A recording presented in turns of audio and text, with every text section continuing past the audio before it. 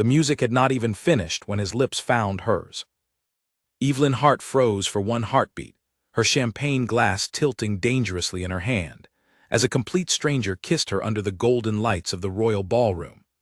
Fireworks cracked open the sky outside the tall windows, painting his face in flashes of blue and gold, and for a moment the entire world narrowed down to the warmth of his mouth and the startled thunder of her own heart.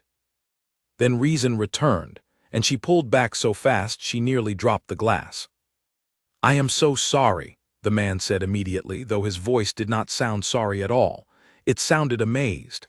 "I do not know what came over me." Evelyn stared at him. He was tall, with dark hair swept back and a jaw that looked like it belonged on a coin, and he wore a black formal coat with a small silver pin on the lapel that she did not recognize. His eyes were gray, the color of a sky before rain, and right now they were fixed on her as if she were the only person left in the room. "You kissed me," she said, still breathless. "You do not even know my name." "No," he admitted, "I do not." "Then why?" He opened his mouth, closed it again, and then laughed softly, almost helpless. "Because you looked like the only real thing in this entire building." Evelyn had come to the wedding as a favor. Her closest friend from childhood, Grace Whitmore, had somehow ended up marrying into a family with titles and estates and a guest list longer than the phone book, and Grace had begged Evelyn to come so she would have one familiar face in the crowd. Evelyn had agreed without thinking too hard about it. She worked as an assistant events caterer, spending her days folding napkins into swans and checking temperature gauges on chafing dishes, not attending weddings where dukes and earls stood around sipping wine older than her grandmother. She had borrowed a dress from her sister, pinned her hair up herself in front of a cracked bathroom mirror, and told herself she would stay for 1 hour and then slip away before anyone noticed she did not belong. Instead, overwhelmed by the size of the ballroom, the crush of unfamiliar faces, and the sheer volume of jewelry sparkling under the chandeliers, she had escaped onto a quiet stone balcony that overlooked the garden. She had not expected anyone to follow her there. She certainly had not expected to be kissed by a man she had known for less than 2 minutes. "Well," Evelyn said, setting her glass down on the stone railing with a hand that was not quite steady, "that was certainly a first for me." "For me as well," the man said. "I promise you, I do not usually do this sort of thing." "Do you usually kiss strangers on balconies? Or do you usually kiss strangers on balconies during other people's weddings specifically?" A real smile broke across his face then, quick and surprised, as though she had said something he had not expected anyone to say to him in a very long time. "Neither. I am told I am rather predictable, actually. Dull, even." "You do not seem dull. You have known me for 2 minutes." "Long enough to form an opinion," Evelyn said, and she felt her own mouth curving into a smile despite herself. There was something about him, an ease that did not match the stiff, polished crowd inside. He did not talk to her the way people talked to strangers at parties, testing the air with small, careful questions about her family or her position. He simply looked at her, curious and open, as if she had walked out of an ordinary day and into his. "May I know your name?" he asked, "or would that ruin the mystery?" "Evelyn," she said, "Evelyn Hart." "Evelyn Hart," he repeated like he was tasting the words. "I like it, it suits you." "And you are."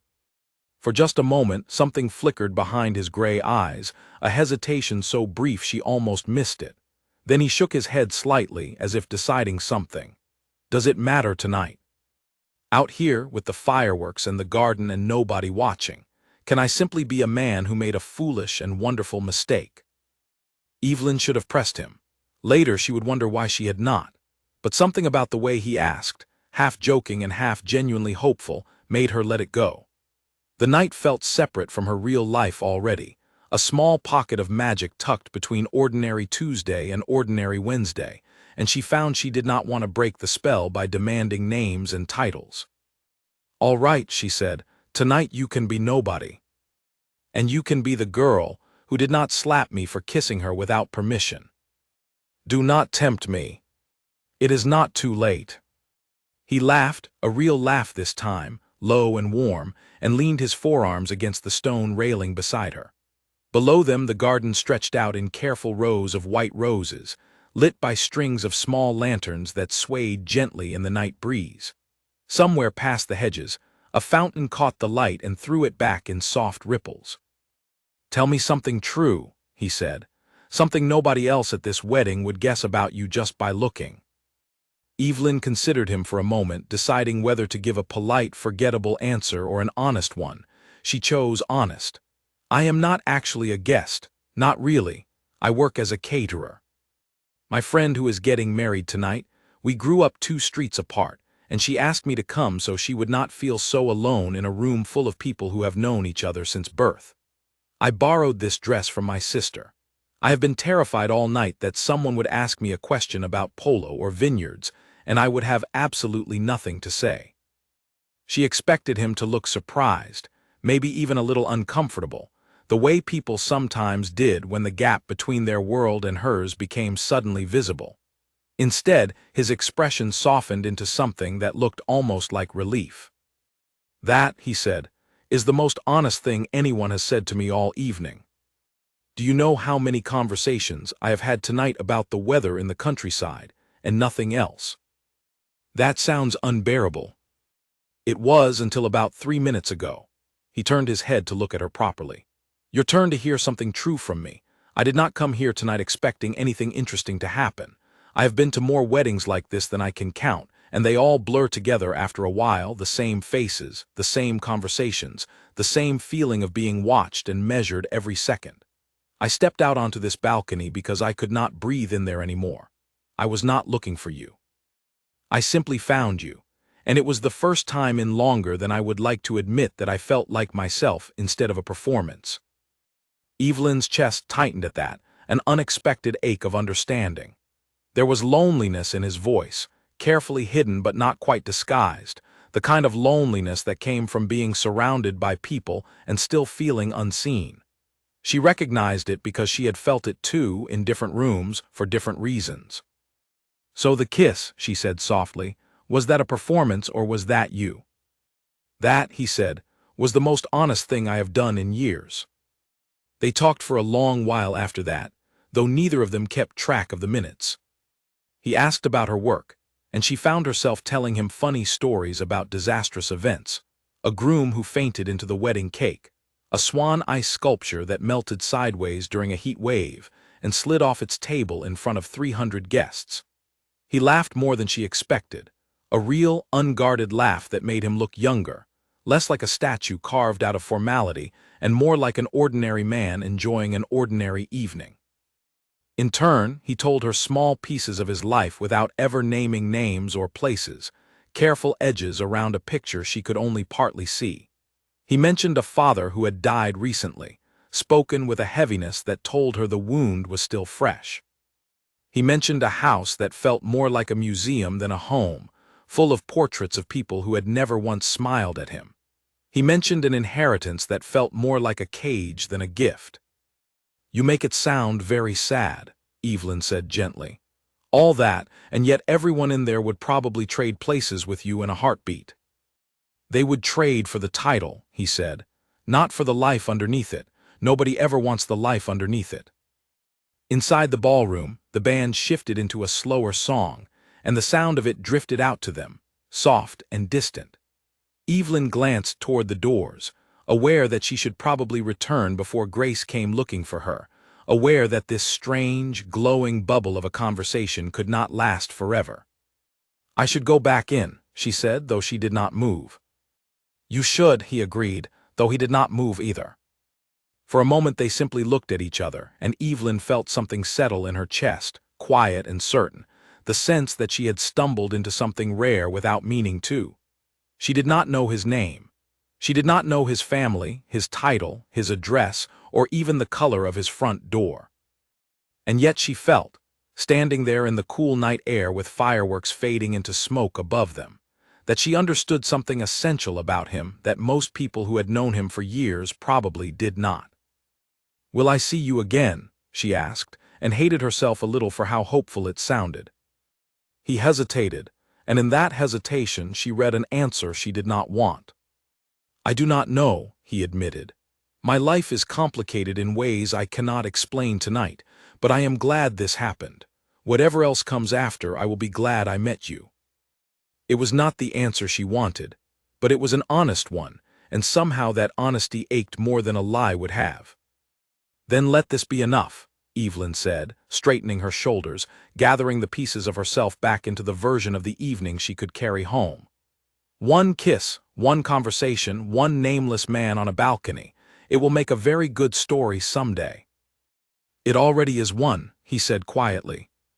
She turned to go, but before she reached the door, he caught her hand, just for a second, just long enough to press something warm and brief into her palm. When she looked down, she found nothing there at all, only the memory of his fingers against hers. "Good night, Evelyn Hart," he said. "Good night, nobody," she answered, and stepped back into the golden light and noise of the ballroom, leaving him alone on the balcony with the fading smoke of fireworks curling above him like a question neither of them had answered. She did not know, as she smoothed her borrowed dress and slipped back into the crowd, that a photographer stationed near the garden hedges had lifted his camera at exactly the right moment, capturing the kiss in sharp, unmistakable detail. She did not know that by morning, her face would be spread across every newspaper and screen in the country, beside a name she still did not know. She did not know that the quiet, nameless man on the balcony was Alexander Ashworth, Duke of Camden, heir to one of the oldest titles in the land, and that within 24 hours he would stand before cameras and declare, without asking her, that she was the woman he intended to marry. All she knew, walking back into the noise and light, was that her heart was still racing, and that some small, foolish part of her hoped the night was not quite finished with her yet. She was right, it had barely begun. Evelyn's phone would not stop buzzing. She woke to the sound of it vibrating against her nightstand, over and over, an urgent rattling that dragged her out of sleep before her alarm had a chance to. Groaning, she reached for it with her eyes still half closed, expecting a message from her sister or a reminder about an early catering shift. Instead, she found 43 missed calls, most of them from numbers she did not recognize, and a string of messages from Grace that made her sit up so fast the blanket slid off the bed. "Grace, Evelyn, are you awake? Grace, Evelyn, call me right now. Grace, oh my God, turn on the news. Grace, Evelyn."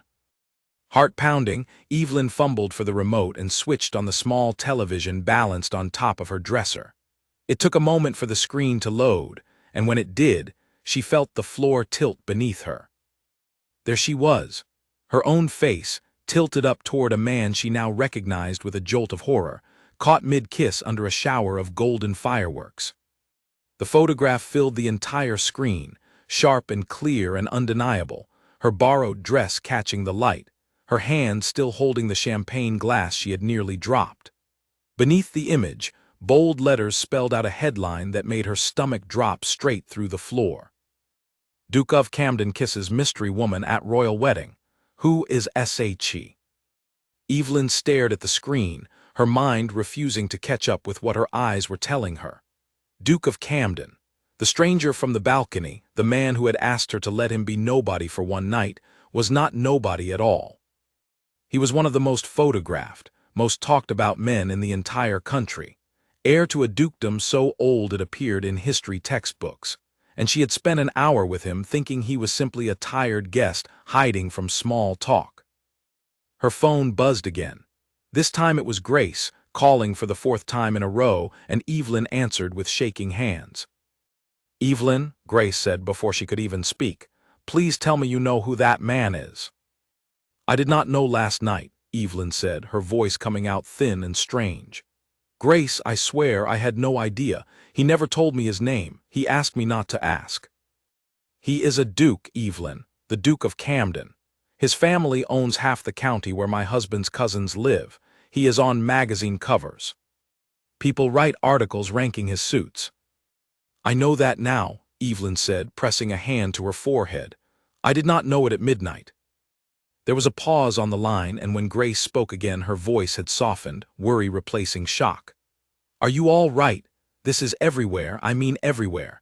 It is on every channel, every website. They are calling you the mystery woman. People are trying to figure out who you are. Evelyn's stomach twisted painfully. How would anyone even find out who I am? I was not on any official guest list. I came with you. I do not know, Grace admitted. But Evelyn, these people have resources you and I cannot imagine. If they want to find you, they will find you. Evelyn ended the call a few minutes later, promising Grace she would keep her updated, and sat frozen on the edge of her bed, watching the same photograph loop across the screen again and again.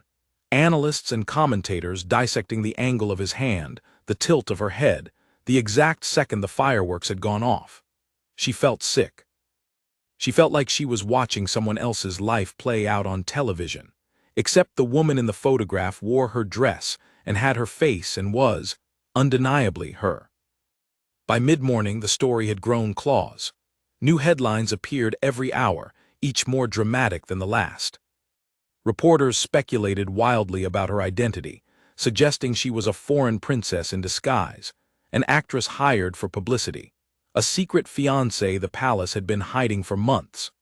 Evelyn watched, horrified and strangely fascinated, as strangers built an entire fictional version of her life out of nothing but a single photograph. Then, just after noon, everything changed again. A press conference had been called at the Ashworth family estate, and every channel switched over to cover it live. Evelyn watched with her hands pressed over her mouth as Alexander Ashworth, Duke of Camden, stepped up to a podium crowded with microphones, dressed in a sharp gray suit that made him look every inch the powerful, composed aristocrat she had not recognized on the balcony. Behind him stood an older woman with silver hair and a rigid posture that Evelyn would later learn belonged to his mother, the Dowager Duchess Margaret, her expression unreadable and cold. "Good afternoon," Alexander began, his voice steady, though Evelyn thought she could see the faintest tension in his jaw, a tightness that reminded her of the man on the balcony rather than the polished figure the cameras loved. "I understand there has been a great deal of speculation since last night, and I want to address it directly, rather than allowing rumors to continue unchecked."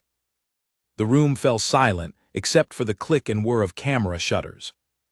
"The woman in the photograph is someone I met at the wedding," he continued. "Her name is Evelyn Hart. What happened between us was not planned, and I will not pretend it was anything other than what it appeared to be. It was real." Evelyn's heart slammed against her ribs. He had said her name, her full name, on live television in front of the entire country.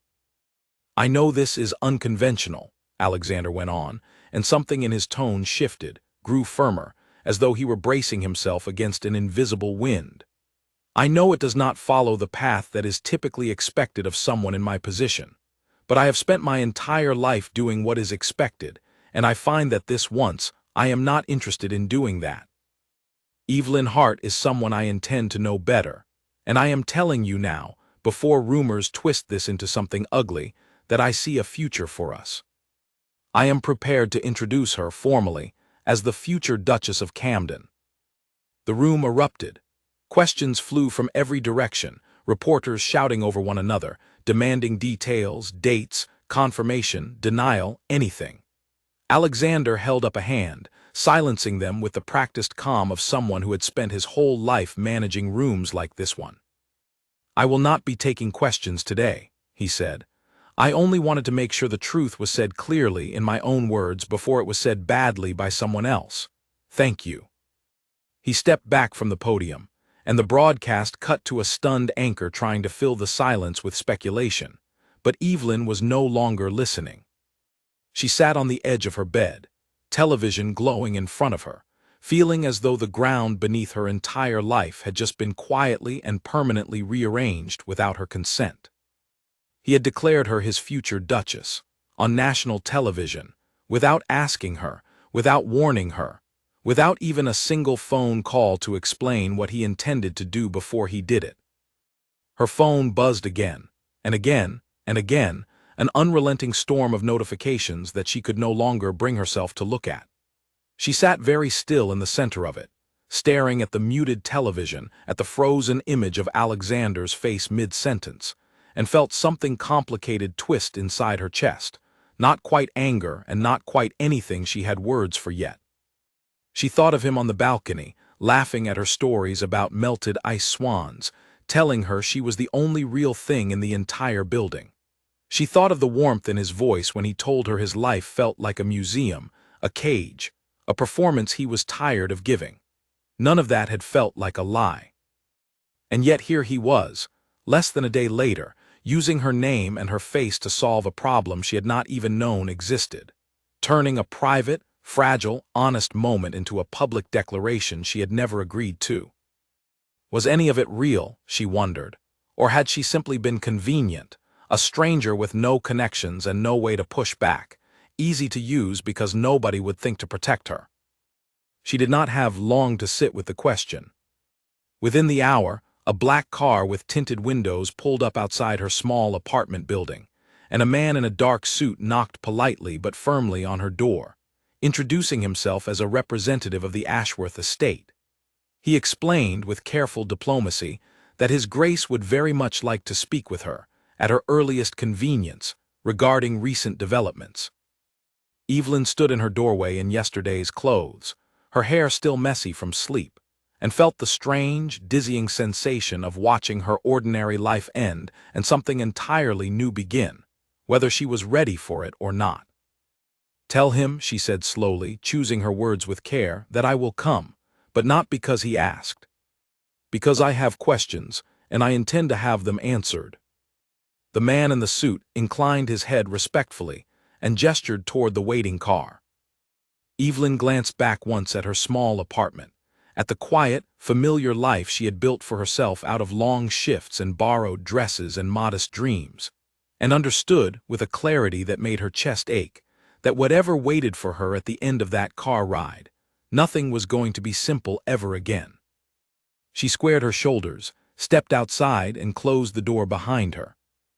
The Ashworth estate looked exactly like the pictures Evelyn had seen online during the frantic hour she had spent searching his name before the car arrived, except larger, colder, and far more intimidating in person. Gray stone rose up in tall, unwelcoming lines against the afternoon sky, and rows of tall windows watched her approach like 100 unblinking eyes. The driver opened her door before she could reach for the handle herself, and a member of the household staff, a young woman with a kind face and a nervous smile, led her through a set of heavy oak doors into an entrance hall large enough to fit her entire apartment building inside it twice over. "His Grace is waiting in the west drawing room," the young woman said softly, as though speaking too loudly might disturb the portraits lining the walls, generations of Ashworth ancestors staring down with matching expressions of solemn disapproval. Evelyn followed her down a long corridor, her sensible shoes clicking awkwardly against polished marble floors clearly designed for softer, quieter footwear than hers. She felt every bit the outsider she was, painfully aware of her plain trousers and simple blouse, the same clothes she had thrown on that morning without any idea her day would end here. The drawing room, when she finally reached it, was warmer than the hallway, filled with soft afternoon light, and the low crackle of a fireplace despite the mild weather outside. Alexander stood near the window when she entered, still dressed in the gray suit from the press conference, though he had loosened his tie and rolled his sleeves back, small details that made him look, for the first time since she had learned his real identity, almost like the man she had met on the balcony. He turned when the door opened, and something in his expression shifted at the sight of her, relief and worry tangled together. "Evelyn," he said, "thank you for coming." "I did not come because I wanted to," she said, standing just inside the doorway, arms crossed. "I came because I have questions and you owe me answers." "I know." He gestured toward a pair of chairs near the fireplace, but she did not move. "I understand you are angry." "Angry does not begin to cover it," Evelyn said, her voice shaking despite her best efforts to keep it steady. "You told the entire country my name. You told them I was your future Duchess. You did that without calling me, without warning me, without asking me a single question about whether I wanted any part of this. Do you understand what my life looks like right now because of what you said? I have reporters outside my building." My employer called this morning to ask if I still intended to show up for a catering job tonight, because apparently my face is now more interesting than the actual event I was supposed to be working. Strangers on the internet have already decided I am either a gold digger or a spy. I did not ask for any of this. Alexander did not argue or defend himself. He simply listened, his jaw tight, his eyes fixed on her with an intensity that made it clear every word was landing exactly where she intended it to. "You are right," he said quietly once she had finished. "I made a decision that affected your entire life without consulting you, and that was wrong, whatever my reasons were. I am sorry." "Why did you do it?" she asked, some of the fire in her voice giving way to genuine confusion. "You could have said nothing happened. You could have said I was simply a guest. Why declare something so enormous, so publicly, about someone you barely know?" Alexander was quiet for a long moment, staring into the fire as though gathering the words carefully before he let them out. "Because the story was already spinning out of control before I ever stepped up to that podium. There were rumors circulating, ugly ones, suggesting the kiss was staged, that you were some kind of scheme cooked up by rival families to embarrass mine, or worse, that you were someone I had used and discarded. My mother wanted me to deny the entire thing, to say it meant nothing, to let the press paint you however cruel they wished as long as it kept the family name clean. And instead you decided the solution was to publicly claim me as your future wife," Evelyn said flatly. "That is not exactly a small alternative." "I know how it sounds," he admitted, "but I could not stand there and let them tear you apart for something I started. I thought if I said it clearly, if I made it plain that what happened mattered to me and was not something shameful to hide, it would protect you rather than expose you further."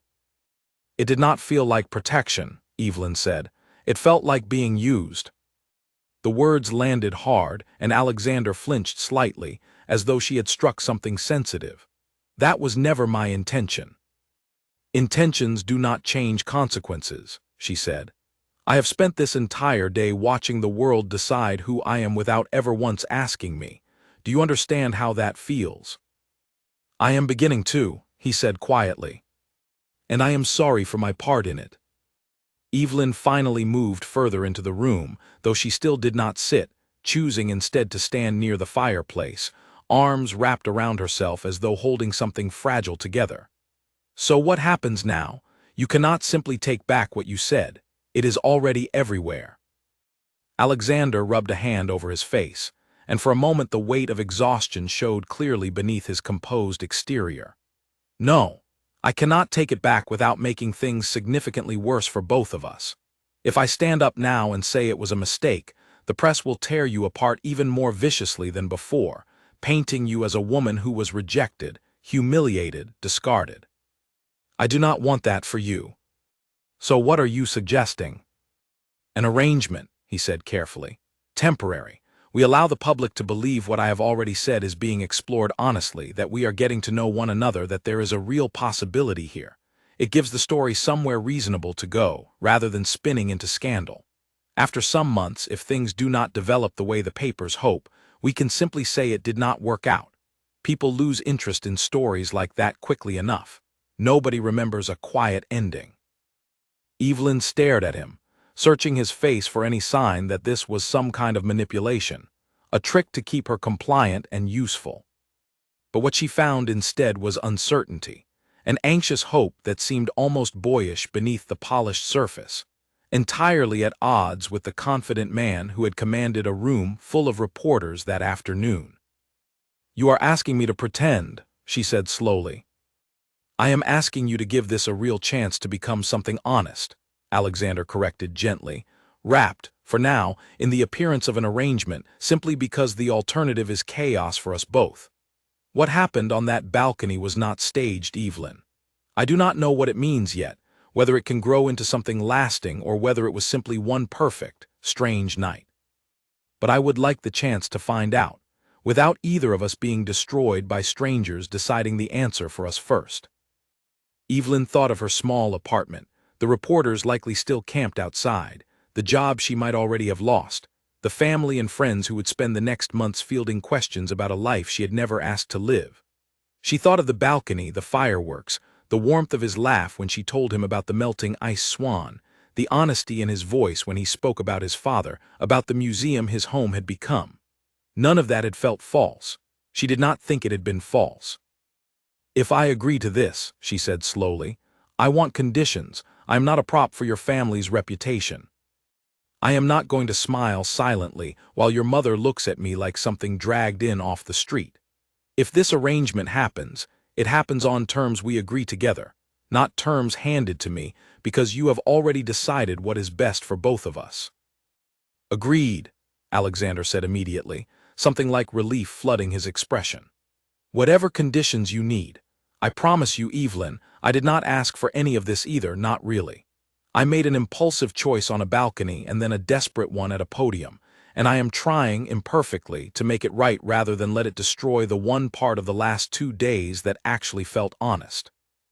Evelyn studied him for a long moment, weighing the sincerity in his eyes against the enormous risk of what he was asking her to accept.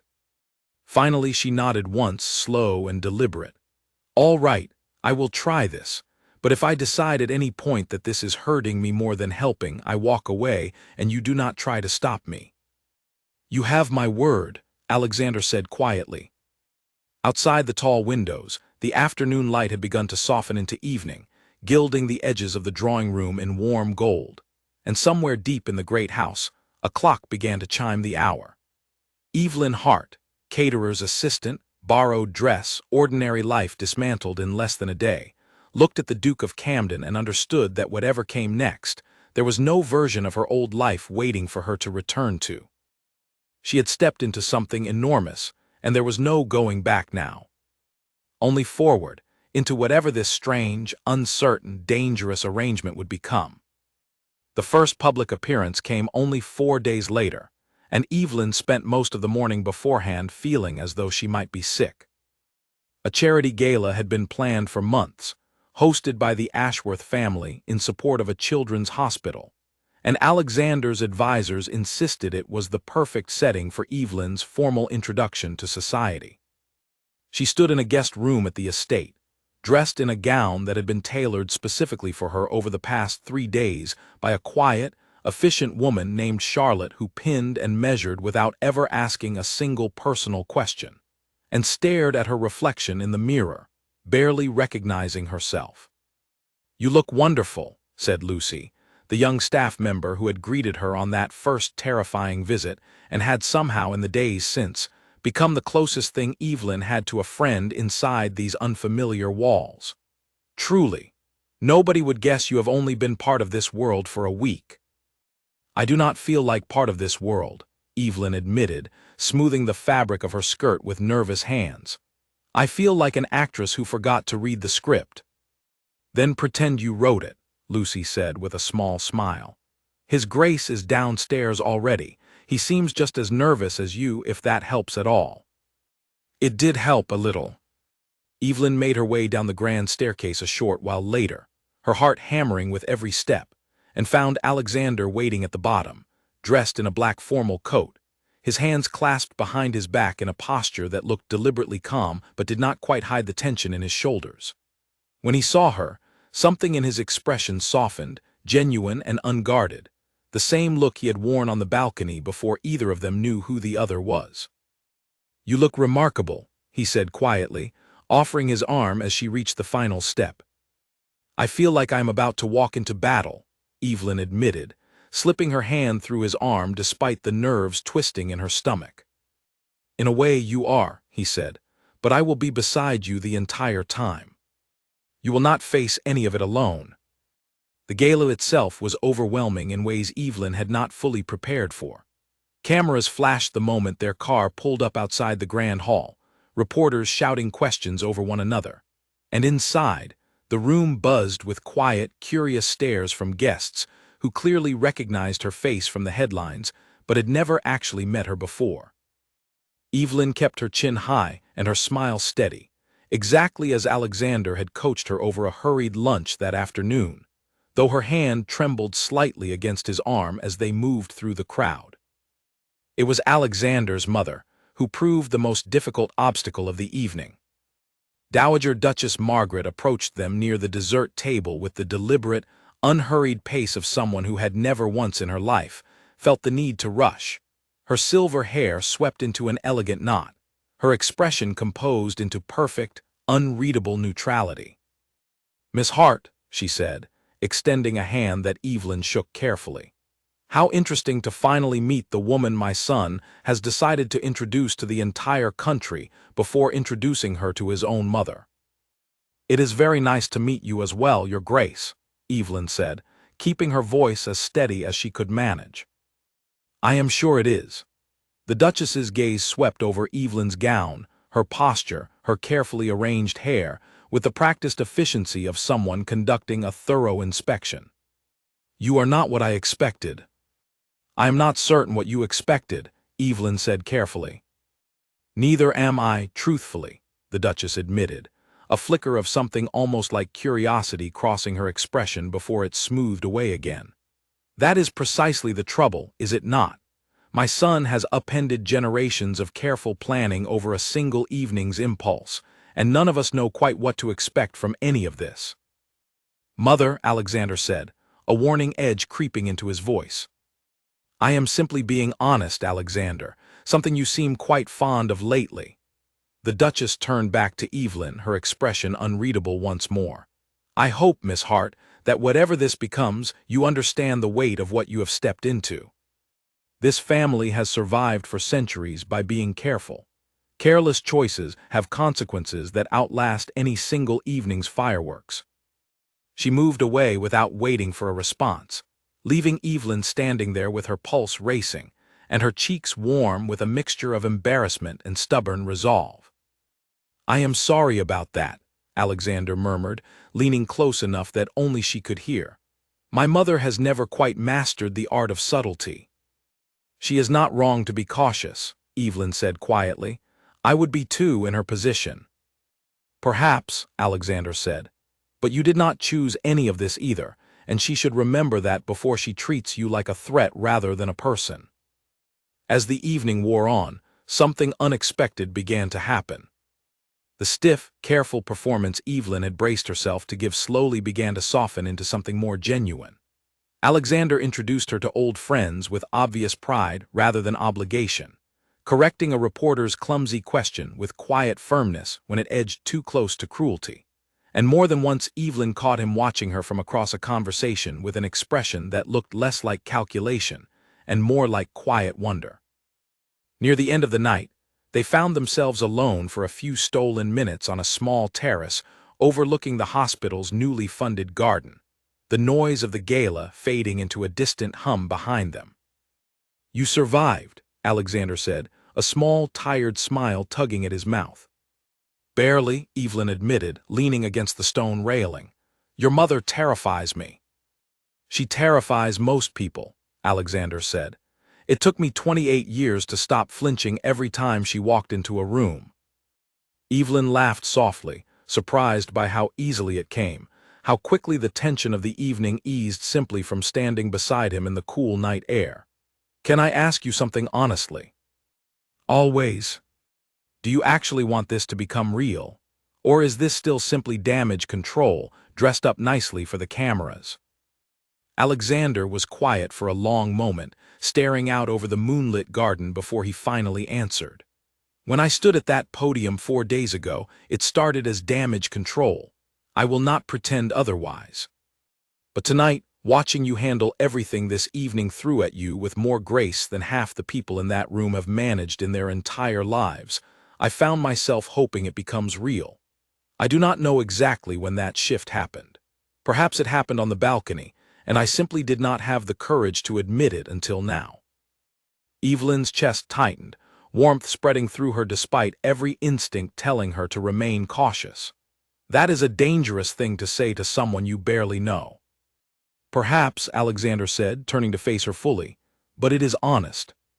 And I find, lately, that honesty matters more to me than it ever did before." They stood there together in comfortable silence, the distant music drifting out through open doors, and Evelyn allowed herself, just for a moment, To imagine a version of this story where the arrangement stopped being an arrangement entirely and simply became true.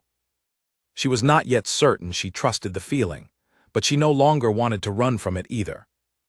Over the following weeks, a quiet rhythm settled between them that Evelyn had not expected to find so easily. She moved into a small guest cottage on the edge of the Ashworth estate, close enough to the main house for appearances but far enough to preserve some sense of her own space. And she began to learn the shape of Alexander's days, the way one learns the layout of an unfamiliar house, room by room, careful and curious. He rose early most mornings to review letters and reports from the estate's various holdings, farmland and investments and charitable trusts that Evelyn had not known dukedom still managed so directly. He took his tea black, with no sugar, and drank far too much of it. He hummed old, half-remembered tunes under his breath when he thought nobody was listening. Tunes Evelyn later learned his father used to whistle while walking the estate grounds each morning before his health declined. It was in these small, unguarded moments, rather than the grand public appearances the world was watching so closely, that Evelyn began to understand who Alexander truly was beneath the composed, photographed surface everyone else saw. One afternoon, she found him in the estate's old library, seated at a heavy wooden desk surrounded by stacks of yellowed letters, his sleeves rolled up and his dark hair falling slightly out of place from where he had been running his hands through it. "You look like a man fighting a losing battle," Evelyn said, leaning against the doorframe. Alexander glanced up, a tired smile crossing his face. "My father kept meticulous records of everything, right up until the very end. I am trying to make sense of decades of correspondence about tenant leases and drainage disputes. It is not exactly thrilling reading." "May I sit with you?" Evelyn asked. "I promise not to complain about drainage disputes." "I would welcome the company," Alexander admitted, gesturing to the chair across from him. She sat, and for a while they worked in comfortable silence, Evelyn sorting letters into careful piles, while Alexander cross-referenced dates against an old ledger. Eventually, he set down his pen and rubbed his eyes, exhaustion settling visibly over his features. "Can I ask you something?" Evelyn said gently. "You do not have to answer if it is too personal." "Go ahead." "Your father, what was he like?" Alexander was quiet for a long moment, staring down at the letter in his hands as though the answer might be written somewhere in the faded ink. "He was patient, far more patient than I have ever managed to be. He used to say that a title was not a possession. It was a responsibility you carried on behalf of people who trusted you to carry it well. I did not understand what he meant until after he was gone, and I realized how many people were suddenly looking to me for decisions I had never actually been trained to make alone." "That sounds like an enormous weight to carry so soon." "It is," Alexander admitted. "Some days I feel like I am simply performing a role I never properly rehearsed for. My mother expects the composed, controlled version of a duke. The tenants expect fairness and steady leadership. The press expects a headline. Nobody, until recently, has asked what I expect from myself." Evelyn reached across the desk, resting her hand lightly over his. "What do you expect from yourself?" Alexander looked at her, something raw and unguarded flickering across his face. "Honestly, I am still working that out. But I know that since the night we met, I have wanted, more than anything, to stop simply performing the parts other people wrote for me and start actually living a life that feels like my own." The moment stretched between them, warm and fragile, until Alexander turned his hand beneath hers, lacing their fingers together with a gentleness that made Evelyn's breath catch. "I did not expect any of this," he admitted quietly. "The arrangement was supposed to be simple, controlled, and instead I find myself looking forward to seeing you every single day far more than I ever anticipated." "I did not expect it either," Evelyn said softly. "I keep waiting for it to feel like a performance, and it simply does not." They did not kiss that afternoon, though the pull between them had grown undeniable, humming quietly beneath every conversation, every shared glance across a crowded room, every small, unnecessary excuse to seek each other out during the day. Instead, they simply sat together in the fading afternoon light, hands joined over a desk covered in decades-old letters, building something neither of them had expected but both had quietly begun to want. In the weeks that followed, Evelyn learned the estate's grounds by heart, walking the gardens each morning with a cup of tea in hand, often joined by Alexander when his schedule allowed it. She learned the names of the household staff, remembering small details about their lives that made them light up with surprised pleasure, that Lucy's mother had recently recovered from a long illness, that the head gardener had once trained horses before an injury changed his path. She learned, too, that the tenants on the estate's farmland spoke of Alexander with quiet respect rather than fear, describing a landlord who listened carefully to their concerns and rarely raised rents without genuine cause, details the newspapers never seemed interested in printing. Slowly, without either of them quite marking the exact moment it happened, the arrangement between them began to feel less like a performance crafted for cameras, and more like something quietly, undeniably real. One evening, walking together along the edge of the estate's small lake as the sun sank low and gold over the water, Alexander stopped and turned to face her, his expression more open than she had ever seen it. "Evelyn," he said, "I need to tell you something, and I need you to know it is not for the cameras because there are none here." "All right," she said, her heart beginning to quicken. "I think I am falling in love with you," he said simply. "Not the version of you the papers have invented, and not the arrangement I proposed out of desperation. You, the woman who tells stories about melting ice swans and remembers the names of everyone who works in this house and looks at me like I am simply a man, rather than a title. I did not expect to feel this way so quickly, and some days it frightens me, but I did not want to hide it from you any longer." Evelyn stood very still, the golden evening light catching in her eyes, feeling the careful walls she had built around her heart since that first chaotic morning begin to soften and fall away. "I think," she said slowly, "I have been falling too.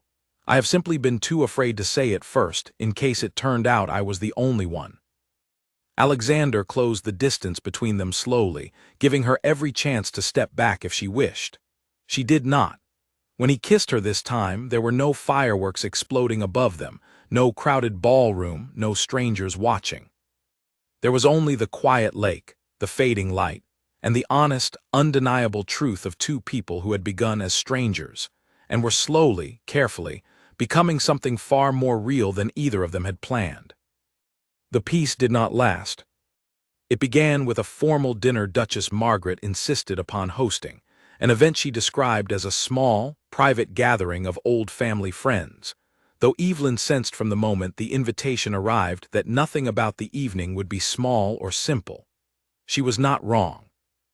Evelyn arrived at the main house dressed carefully, her nerves calmer than they had been in weeks, warmed by the quiet certainty of Alexander's feelings and her own.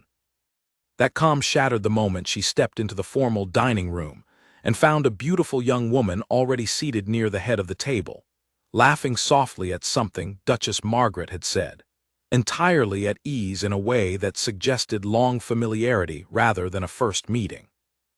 "Evelyn," Alexander said, rising quickly from his seat, though something tight and uncomfortable had settled over his expression. "This is Lady Camilla Bellwether. Camilla, this is Evelyn Hart." "Ah," Camilla said, rising gracefully to offer a polished, perfectly pleasant smile. "The famous Evelyn Hart. I have heard so much about you." "All good things, I hope," Evelyn said carefully, shaking the offered hand while studying the easy familiarity between Camilla and the rest of the family. The way Duchess Margaret's expression softened noticeably in Camilla's presence in a way it had never once softened around Evelyn. "Mostly," Camilla said with a light, teasing laugh that did not quite reach her eyes. Dinner proceeded with the strained politeness of a performance everyone was determined to maintain, though Evelyn felt the undercurrents shifting beneath every carefully chosen word. Camilla spoke easily about family friends. Evelyn had never heard of referenced childhood summers spent at the Ashworth estate, laughed at private jokes, shared with Alexander that stretched back years before Evelyn had ever entered his life. Duchess Margaret watched the exchange with poorly hidden satisfaction, occasionally steering the conversation toward shared history that pointedly excluded Evelyn entirely. It was near the end of the meal, over dessert, that the Duchess finally addressed the matter directly. "Camilla's family and ours have discussed a match for years," she said, her tone deceptively casual as she addressed the table at large. "Long before recent events complicated matters. It seemed only fitting, given everything currently in question, to remind ourselves what a suitable arrangement actually looks like." The table fell silent. Evelyn felt her face grow hot with a mixture of humiliation and anger, while beside her Alexander's jaw tightened visibly. "Mother," he said, a warning edge sharpening his voice, "that is not a conversation for tonight." "Is it not?" the Duchess asked, arching an eyebrow. "Forgive me, Alexander, but I fail to see a better time to discuss it. You have thrown this family into upheaval based on a single evening's impulse. I simply believe it worth remembering that other, more suitable options have always existed, should this current experiment fail to produce what you hope it will." "This is not an experiment," Alexander said sharply. "Evelyn is not a placeholder while you wait for me to come to my senses." "I never said she was," the Duchess replied smoothly, though her eyes told a different story entirely. "I am simply being practical, as someone in my position must be."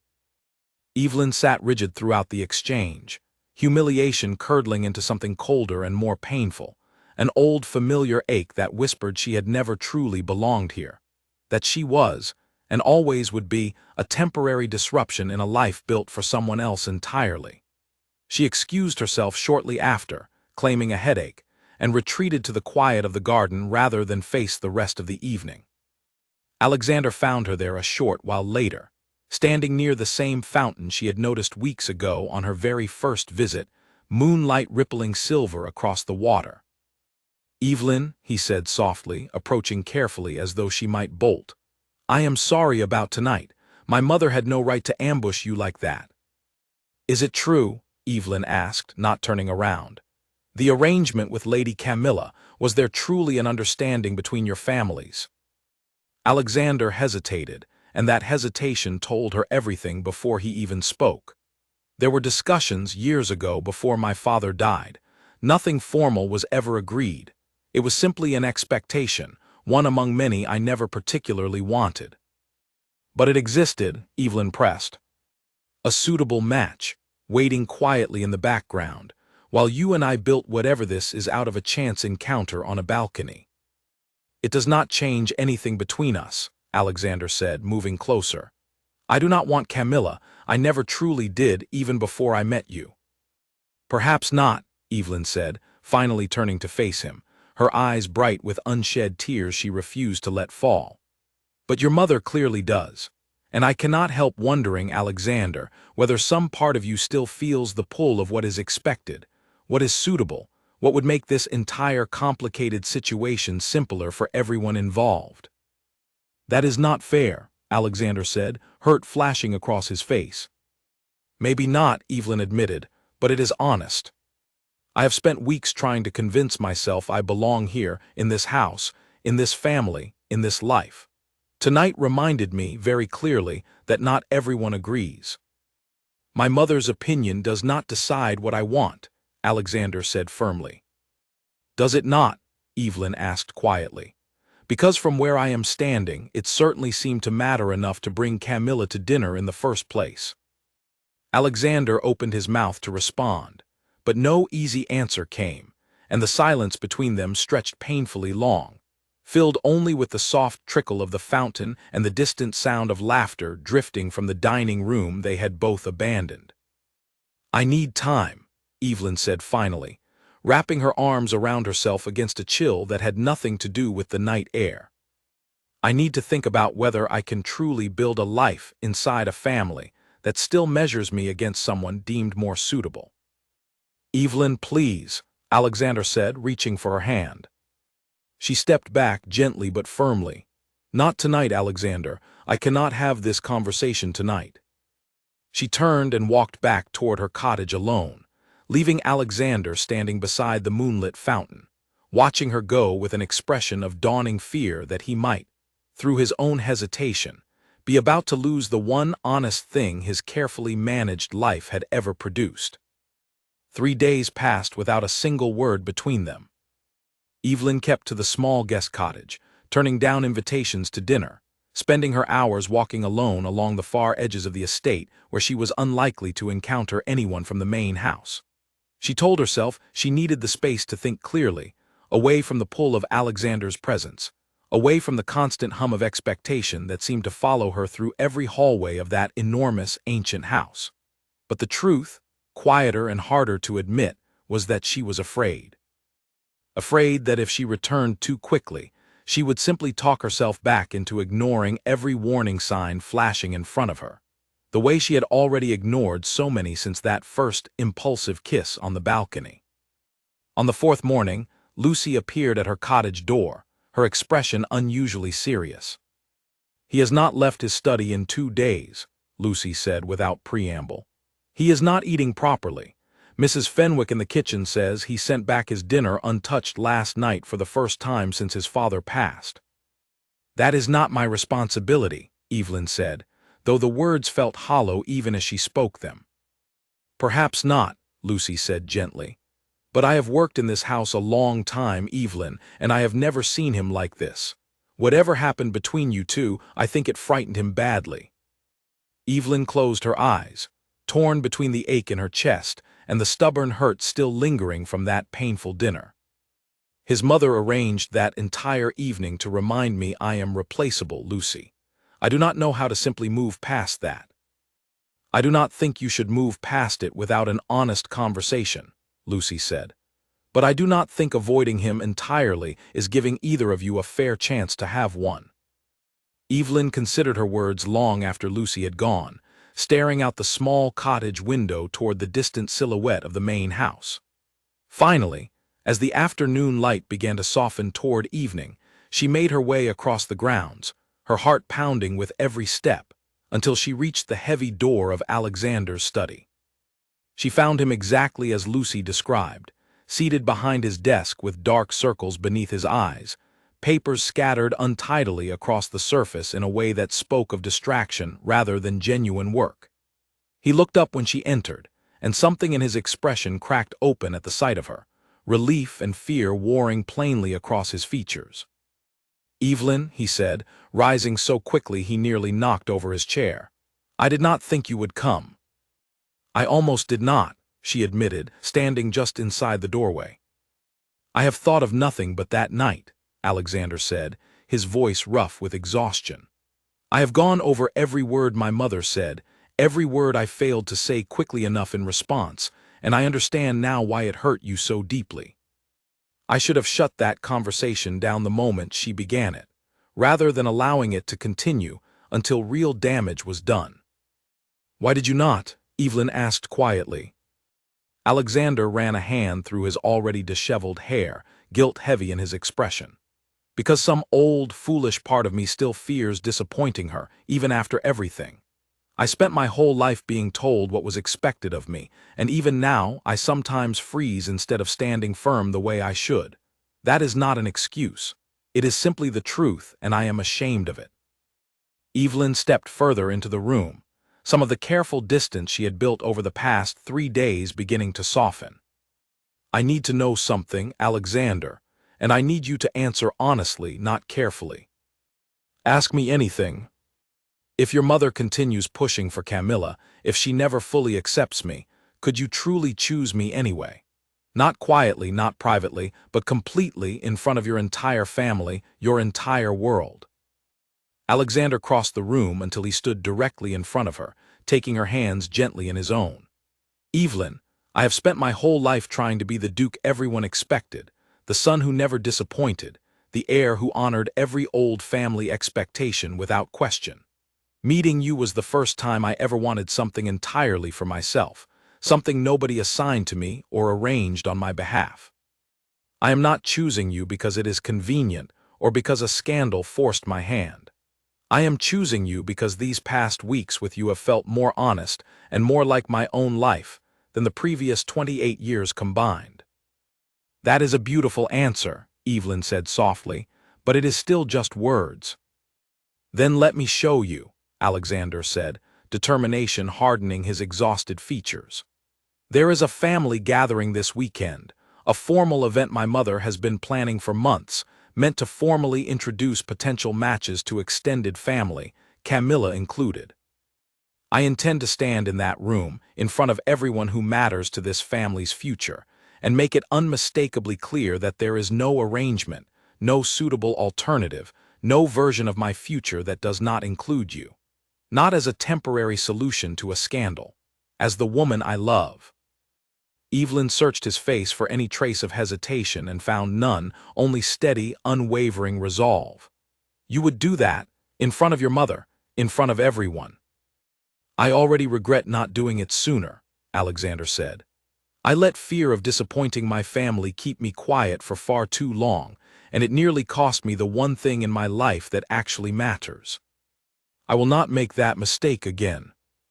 Evelyn felt the last of her guarded distance dissolve, replaced by a warmth that spread slowly through her entire chest. Then I will be there, standing beside you, not because an arrangement requires it, but because I want to be. Alexander pulled her gently into his arms, resting his forehead against hers, relief and love mingling openly in his exhausted, hopeful expression. Thank you for giving me the chance to prove it. Do not make me regret it, Evelyn murmured, though a small smile had finally returned to her face. I will spend the rest of my life making certain you never do, Alexander promised quietly, and for the first time since that painful dinner, Evelyn allowed herself to believe him completely. The gathering hall glittered that Saturday evening, filled with extended family, old friends, and the quiet, watchful presence of people who had spent weeks whispering about which future Duchess would ultimately be chosen. Evelyn stood near the entrance in a deep blue gown, her nerves steadier than she expected, steadied further by the memory of Alexander's promise still warm in her chest. Lady Camilla arrived early, composed and elegant as always, greeting Duchess Margaret with the easy familiarity of someone who still believed, or perhaps simply hoped, that the evening might end in her favor. Evelyn watched the exchange from across the room without flinching. No longer threatened by a comparison she finally understood was never truly about worthiness at all, but about old habits and outdated expectations Alexander was determined to leave behind. When Alexander finally entered the hall, conversation dimmed slightly, the way it always did in his presence, though tonight there was an added charge in the air, an anticipation that something significant was about to unfold. He crossed the room directly toward Evelyn, ignoring the curious stares and murmured speculation trailing behind him, and took her hand firmly in his own. "Are you ready?" he asked quietly. "I am if you are," Evelyn answered. Together they walked toward the center of the hall, where Duchess Margaret stood beside Lady Camilla near an elegant fireplace, clearly expecting the evening to unfold according to her carefully arranged plans. Alexander stopped before them, still holding Evelyn's hand, and raised his voice enough to carry clearly across the hushed room. "I know many of you have wondered, these past weeks, what direction my future truly holds," he began, his voice steady despite the weight of every eye now fixed upon him. "I know old expectations still linger, quiet arrangements discussed long before I had any say in shaping my own life. I want to settle that uncertainty tonight, clearly, so there is no further confusion for anyone in this room." Duchess Margaret's expression tightened, though she said nothing, watching her son with wary, careful attention. "Evelyn Hart is not a temporary solution to a scandal," Alexander continued, turning to look directly at her, his voice softening even as it carried across the silent hall. "She is not a placeholder while this family waits for a more convenient choice to present itself. She is the woman I love, fully and without hesitation, and she is the woman I intend to marry, not because circumstance forced my hand, but because these past weeks with her have shown me exactly the kind of life and the kind of Duke I actually want to become." A ripple of surprised murmurs spread through the room, but Alexander did not pause, reaching instead into his coat pocket and lowering himself onto one knee before Evelyn, drawing a soft gasp from the gathered crowd. "Evelyn Hart," he said, looking up at her with open, unguarded devotion, "will you marry me? Not the version of me the papers invented, and not the title attached to my name, but simply me, the man who found the only real thing in a crowded ballroom and has spent every day since trying to deserve her." Evelyn's eyes filled with tears, her heart racing as she looked down at him, at the sincerity written plainly across his exhausted, hopeful face, and felt every lingering doubt dissolve completely. "Yes," she said, her voice breaking with emotion. "Yes, Alexander, I will marry you." The hall erupted into applause as Alexander rose and swept her into his arms, kissing her gently before the assembled crowd. No fireworks needed this time, no scandal to manage, only the honest, public declaration of two people who had found something real amid enormous chaos and had chosen, deliberately and completely, to hold on to it. Duchess Margaret watched the scene with an expression Evelyn could not quite read, something caught between resignation and reluctant respect. Later that evening, as the celebration continued around them, the Duchess approached Evelyn quietly, away from the noise of the crowd. "I owe you an apology," she said stiffly, though sincerity flickered beneath her formal tone. "I spent weeks measuring you against expectations that were never truly fair. Watching my son tonight, I understand now that whatever this family gains from tradition, it gains far more from honesty. You have made him happier than I have seen him since before his father passed." "Thank you, Your Grace," Evelyn said softly. "That means more to me than you know." "Margaret," the Duchess corrected, a small, unfamiliar smile touching her lips.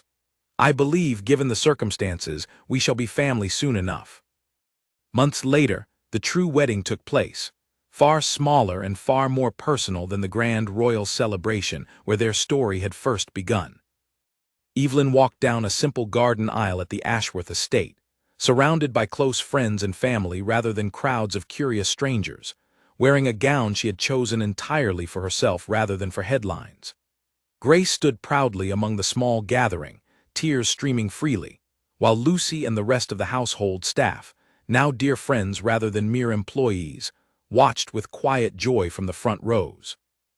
Alexander waited at the end of the aisle beneath an arch of white roses, his expression open and unguarded in a way the public had rarely been permitted to see, watching Evelyn approach with the same wondering amazement he had felt the very first night he saw her, alone on a quiet balcony, looking like the only real thing in an entire crowded room.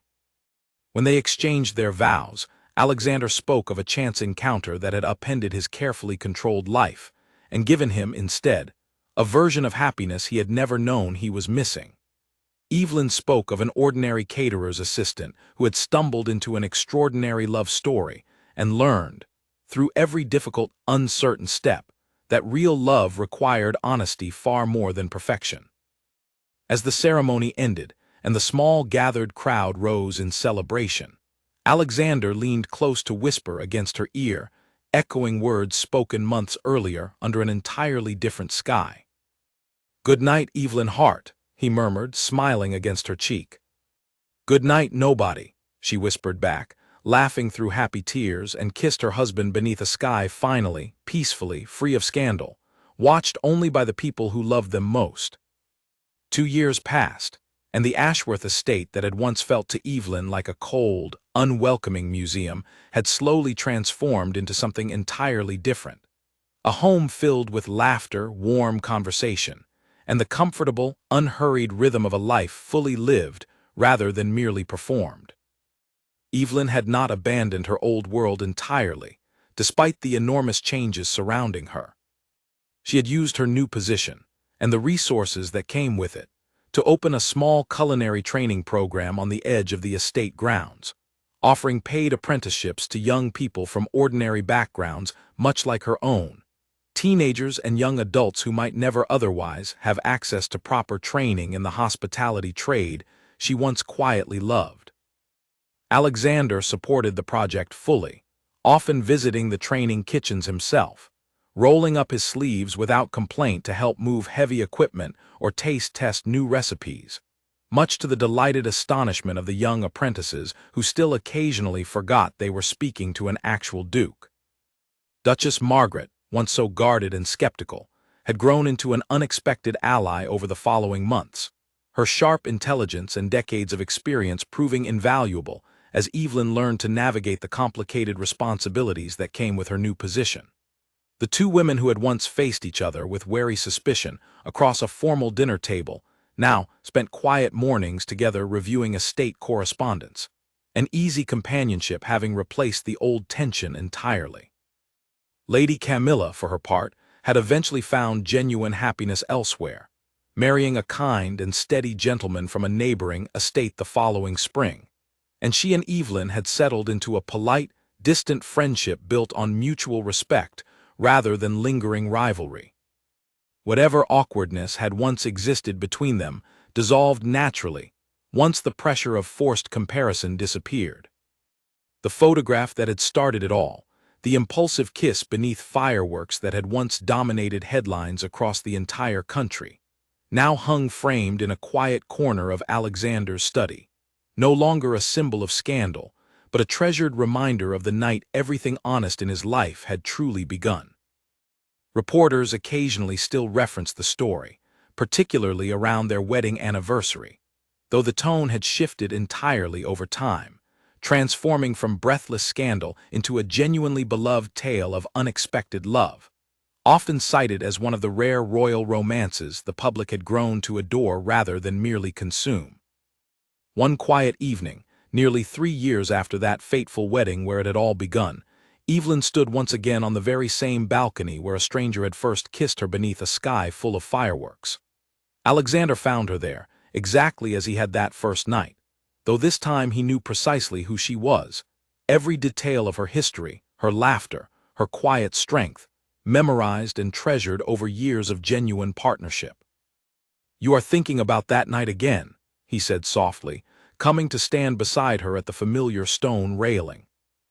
"I always do whenever I stand here," Evelyn admitted, smiling as she leaned into his side.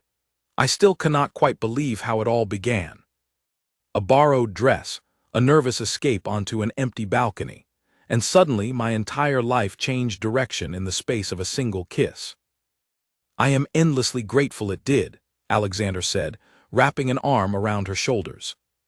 "So am I," Evelyn said quietly, resting her head against him as the evening sky deepened toward twilight above them.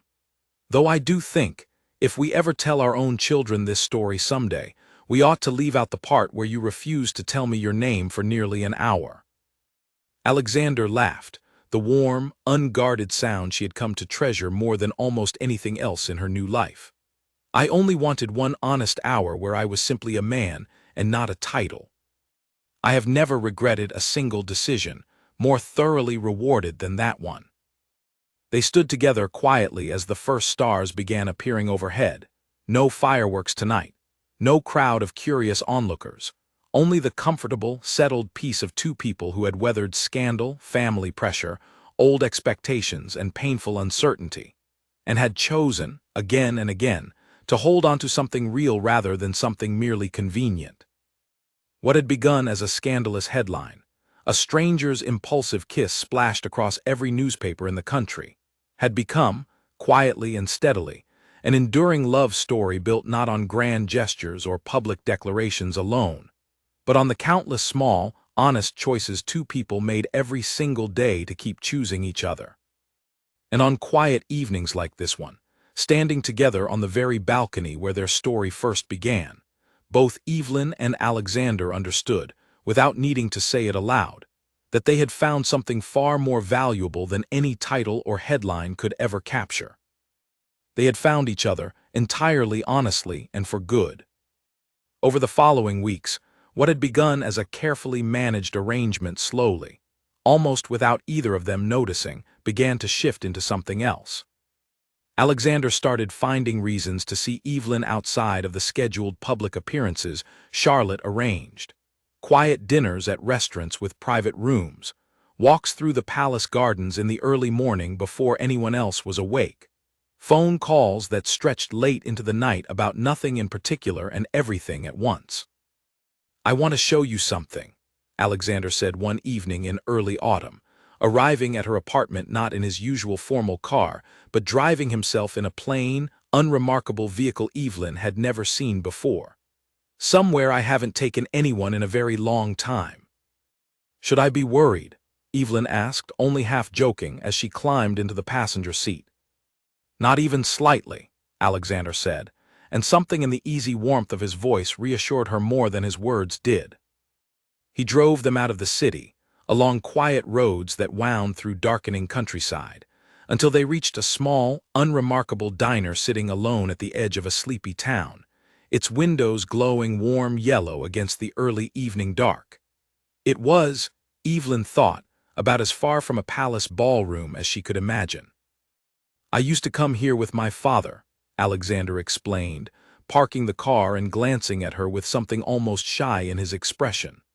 "When I was young, before I understood what any of the titles or expectations actually meant.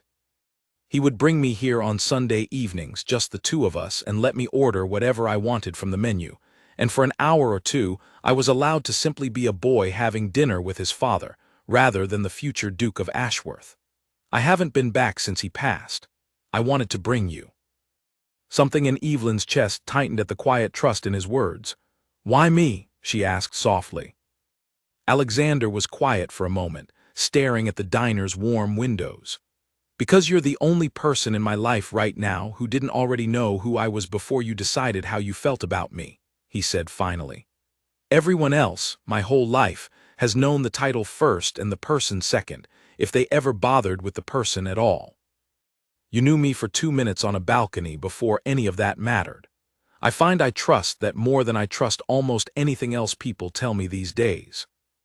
They sat in a corner booth of the small diner for nearly 2 hours, sharing a plate of ordinary, slightly greasy food that Alexander ate with more genuine enjoyment than Evelyn had seen from him at any of the elaborate dinners they had attended together, talking about nothing important and everything that mattered: his childhood memories of his father, her memories of her own father teaching her to ride a bicycle in the small park near their house, the particular loneliness of losing someone before you had finished needing them. "I keep thinking I should be over it by now," Evelyn admitted, turning her water glass slowly on the table. "It's been 2 years. People expect you to move past it eventually." "I don't think grief works that way," Alexander said quietly. "I think it just changes shape, gets quieter maybe, but it doesn't disappear just because other people expect it to." Evelyn looked at him then, really looked, and felt something settle inside her, a recognition of shared understanding that went deeper than the strange circumstances that had brought them together in the first place. "You're not at all what I expected," she admitted.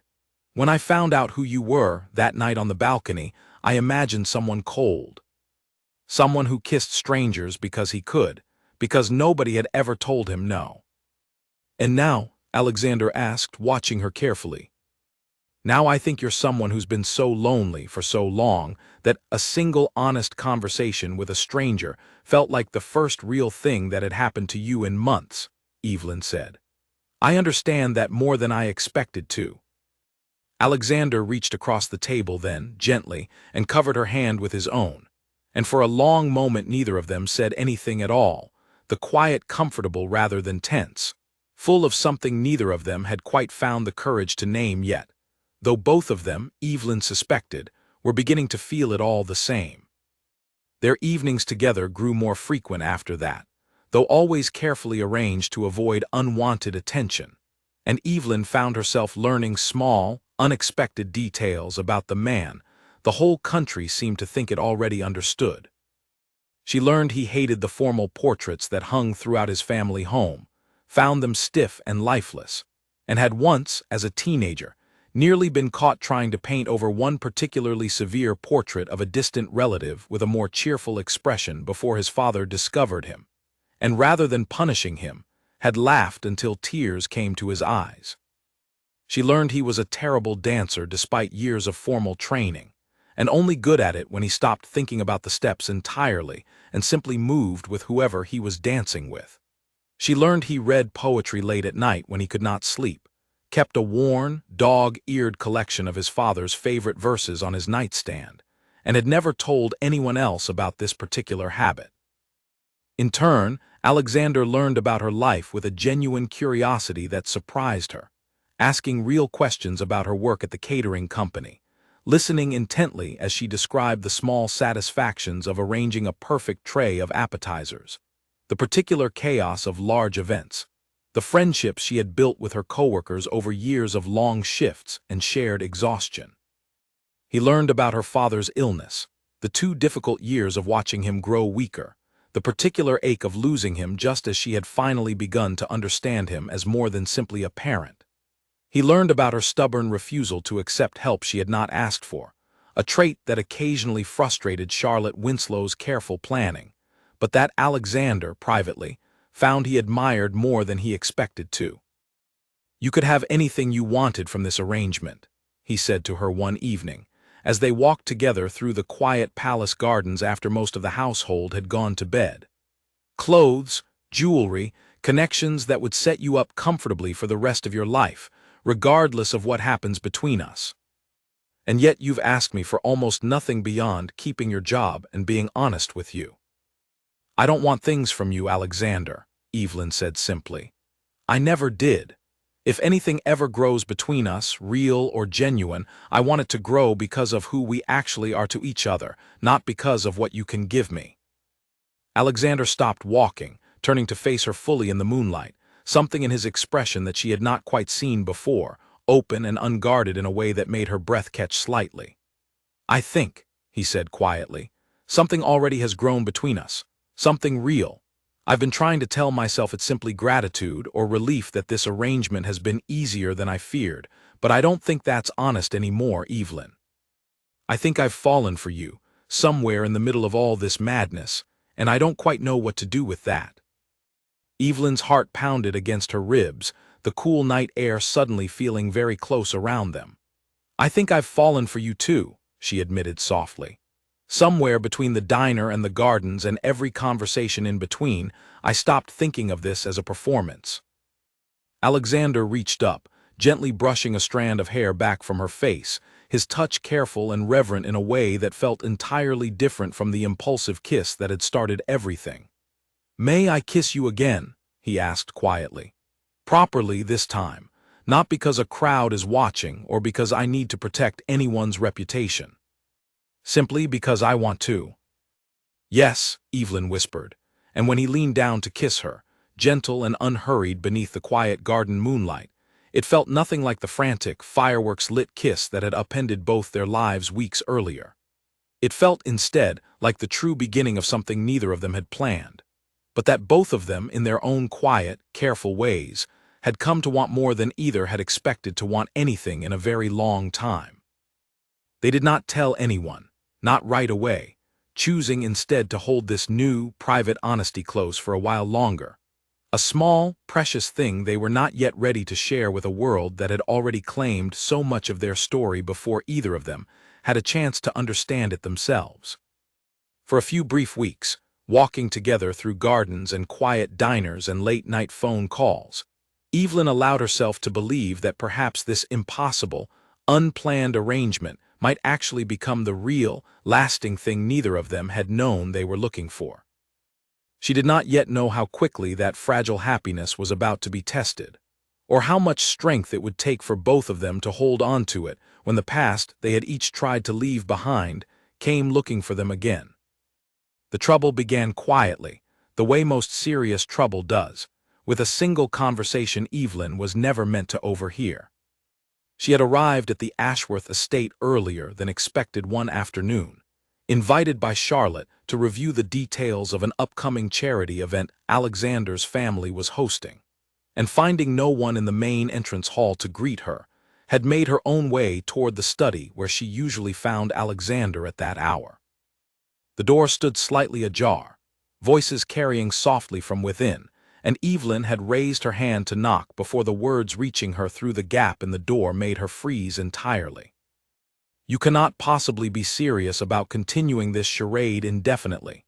Margaret Ashworth's voice, sharp and urgent, came from inside the study. Camilla's family has made it clear they would still welcome renewed discussions, Alexander, despite everything that has happened. A formal alliance between our families would secure the estate's future in ways that this arrangement with Miss Hart, however genuine your feelings may have become, simply cannot. Mother, I've told you already, I have no intention of ending things with Evelyn, Alexander's voice replied, tired but firm. I am not suggesting you end anything precipitously, Margaret said, her tone softening slightly, though the underlying urgency remained. I am simply asking you to consider, seriously and without sentiment clouding your judgment, what is actually best for this family's future. Miss Hart is a lovely young woman, I will grant you that much, but she has no experience with the responsibilities that come with this life, no connections that could help stabilize what your father built, no understanding of the pressures you will face for the rest of your life in this position. Camilla, whatever else she may be, understands all of that instinctively, because she was raised within it. Evelyn stood frozen in the corridor, her hand still raised near the door, her heart pounding painfully against her ribs. She had known, in some distant, theoretical way, that Alexander's mother still harbored doubts about their relationship, still occasionally mentioned the Sinclair family with a wistfulness she did not bother to hide. But hearing it spoken so plainly, so seriously, as though the possibility of Alexander returning to Camilla remained genuinely, actively on the table, struck her with a force she had not expected. I love her mother, Alexander said quietly, and something in Evelyn's chest ached fiercely at hearing him say the words for the first time, even under these strange, painful circumstances. I understand your concerns, truly I do, but I am not willing to give up what I've found with Evelyn simply because it would be more convenient for the estate's finances. Love fades when reality sets in, Alexander, Margaret said, not unkindly, but with a weariness that spoke of her own hard-learned experience. I loved your father desperately, and even that love did not spare us from years of difficult, practical decisions we had to make for the sake of this family and everyone who depends on it. I am not trying to hurt you, or Miss Hart. I am trying to protect you both from a mistake I fear you may not fully understand until it is far too late to correct. Evelyn did not wait to hear anything further. She turned quietly and made her way back down the corridor, her footsteps silent on the thick carpet, her mind spinning with everything she had just overheard. By the time she reached the entrance hall, her hands were trembling, and she found she could not quite bring herself to continue toward the study as originally planned. Instead, she left a hurried message with one of the household staff, claiming a sudden headache, and asked for a car to take her home.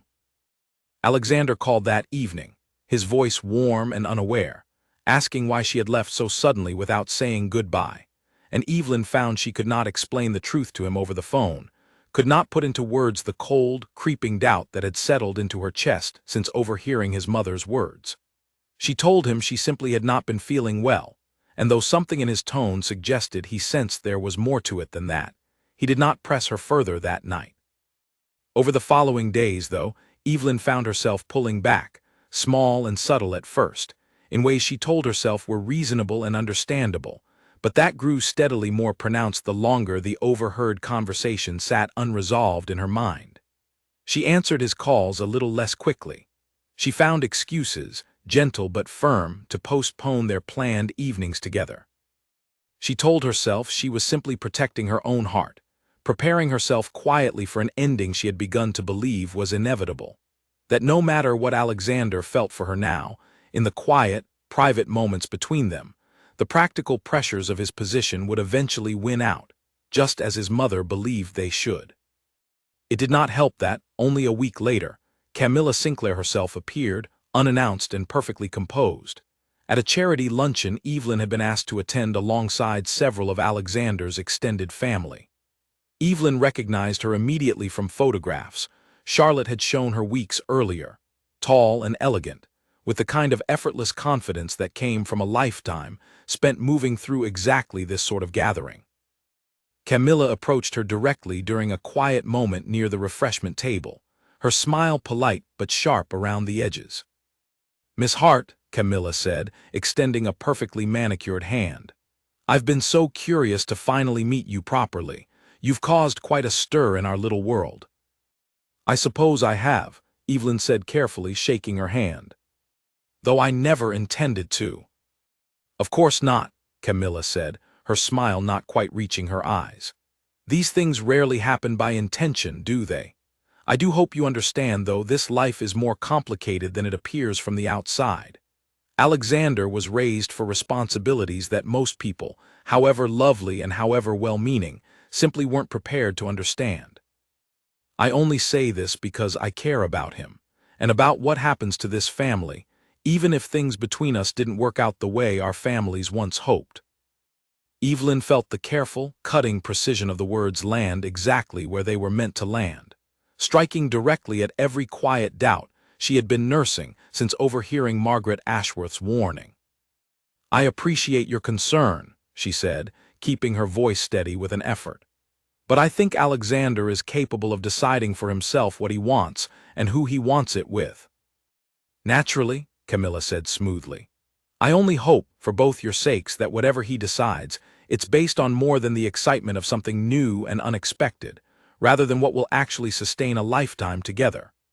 She offered one last polished smile before drifting away to greet other guests, leaving Evelyn standing alone near the refreshment table, her stomach twisted into painful knots.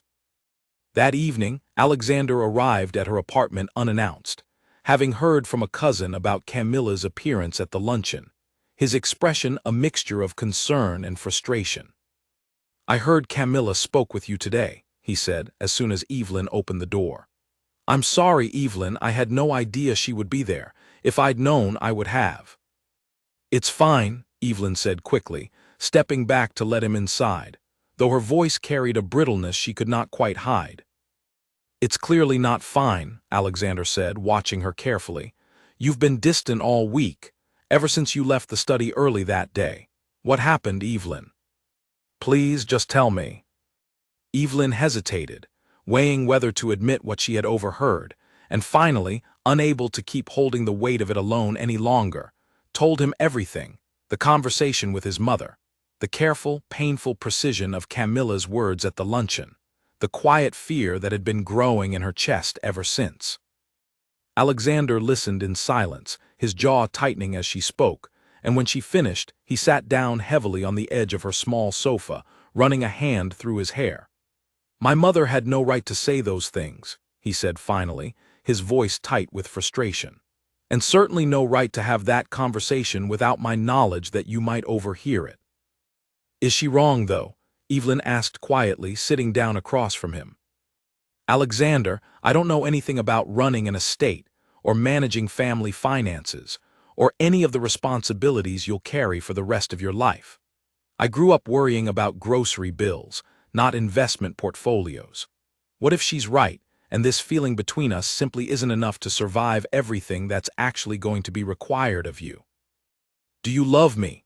Alexander asked suddenly, cutting through her spiraling doubts with quiet, direct intensity. Evelyn blinked, startled by the directness of the question. "Yes," she admitted softly, "I do." "Then that is not nothing, Evelyn," Alexander said, moving to sit beside her, taking her hands gently in his own. "I have spent my entire life surrounded by people who understood every practical detail of this position, who could recite the estate's financial history from memory, who never once made me feel like more than a title to be managed carefully. You are the first person in years who has looked at me and seen a person first, a title second, if you consider the title at all. That is not a small thing. That is, I think, the only thing that actually matters in the end." "Your mother won't stop pushing for Camilla," Evelyn said quietly. "I heard it in her voice. She genuinely believes this is a mistake." "My mother is frightened," Alexander said. "She lost my father, and in her fear she is grasping for whatever feels safe and familiar, and Camilla represents that safety to her, however unfair that is to both of us. But Evelyn, this is my life and my choice to make. I intend to speak with her directly, and make it entirely clear that my future is with you if you're still willing to have it be, despite everything that's happened." Evelyn looked at him for a long moment, searching his face for any sign of hesitation and finding none, only the same quiet, steady sincerity she had come to trust over the past weeks. "I'm scared," she admitted finally. "Not of you, of everything around us, of how easily this could all fall apart." "I'm scared too," Alexander admitted. "But I would rather be scared and honest with you than safe and dishonest with anyone else. Please, Evelyn, don't pull away from me because of my mother's fears or Camilla's careful words. Stay, and let's face this together, whatever it costs either of us." Evelyn drew in a slow, unsteady breath, and finally allowed herself to lean into him, resting her head against his shoulder, feeling some of the cold, creeping doubt of the past week begin to ease, replaced by a quieter, steadier resolve. "All right," she said softly. "Together, then." Neither of them could have known, sitting together in the quiet of her small apartment that evening, exactly how soon that resolve would be tested, or how much it would ultimately cost Alexander to prove, beyond any doubt, exactly where his heart truly belonged. The confrontation Alexander had promised came sooner than either of them expected, forced into being by an event neither of them had anticipated. 10 days after their conversation in Evelyn's apartment, Margaret Ashworth announced, without consulting her son beforehand, that she had arranged a formal family dinner, inviting not only close relatives but, to Alexander's evident fury when he learned of it, the Sinclair family as well, framed publicly as a simple gesture of continued goodwill between two old family friends, but understood privately by everyone involved as something closer to a final, deliberate attempt to reintroduce Camilla into consideration before matters with Evelyn progressed any further. "I won't have you attend this dinner if you don't want to," Alexander told Evelyn the evening before, his voice tight with barely contained anger at his mother's maneuvering. "I can make an excuse, tell her you're unwell, anything you need." "No," Evelyn said, surprising herself with the steadiness of her own resolve. "I want to be there. If your mother wants to see exactly where things stand, I think it's better she sees it clearly, rather than through excuses and avoidance." The dinner, held in the grand, formal dining room Evelyn had glimpsed only once before during a brief tour of the estate, was tense from the moment she arrived, dressed carefully in deep blue silk, her hand resting steadily in the crook of Alexander's arm as they entered together.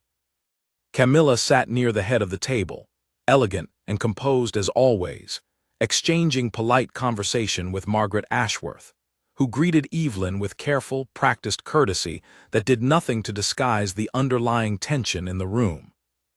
Throughout the first courses, conversation remained carefully neutral, skirting around anything too pointed, though Evelyn caught more than one meaningful glance passing between Margaret and various relatives seated around the table, silent commentary on an arrangement several of them clearly still hoped might yet be reversed.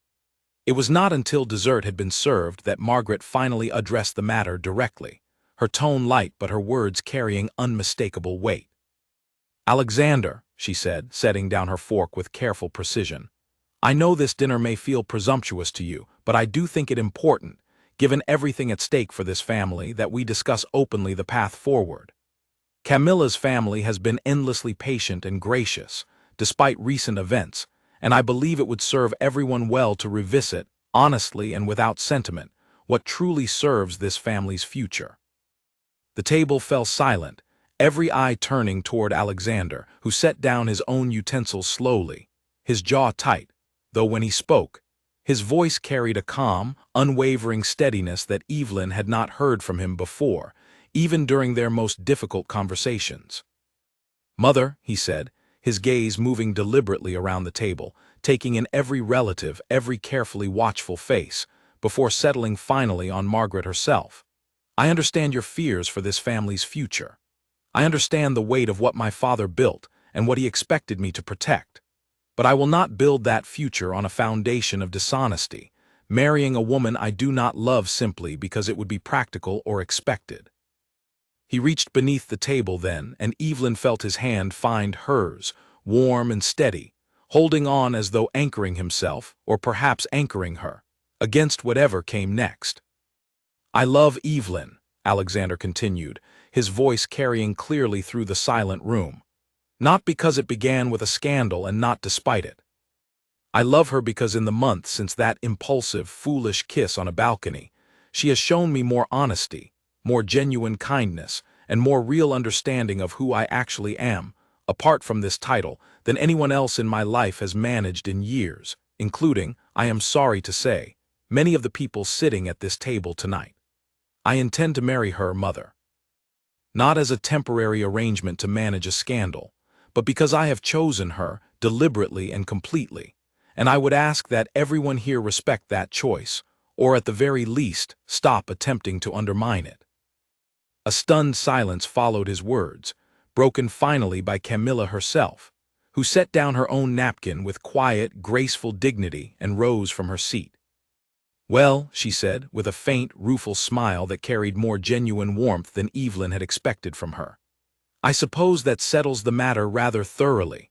For what it's worth, Alexander, I think you've made your choice clearly, and honestly I find I respect that far more than I expected to.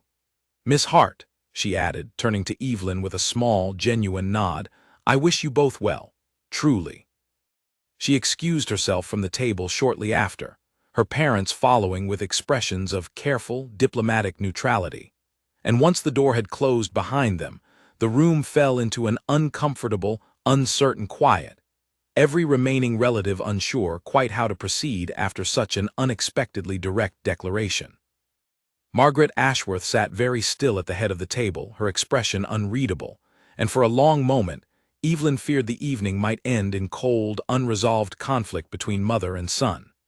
Then, slowly, something in Margaret's rigid posture eased, and when she finally spoke, her voice carried none of its earlier sharpness, only a quiet, tired honesty.